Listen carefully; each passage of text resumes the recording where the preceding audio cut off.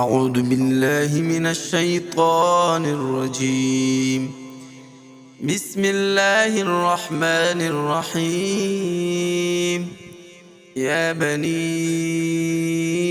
إسرائيل اذكروا نعمتي التي أنعمت عليكم وأوفوا بعهدي أوف بعهدكم وإياي فارهبون.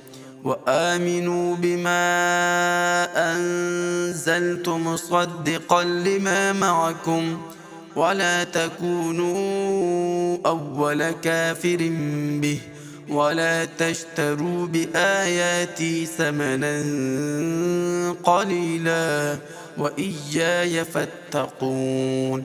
ولا تلبسوا الحق بالباطل وتكتموا الحق وأنتم تعلمون.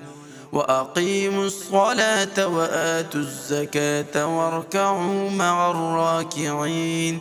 أتأمرون الناس بالبر وتنسون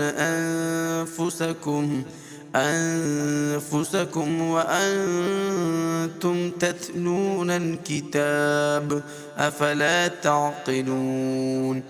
واستعينوا بالصبر والصلاة وإنها لكبيرة إلا على الخاشعين الذين يظنون أنهم ملاقو ربهم وأنهم إليه راجعون.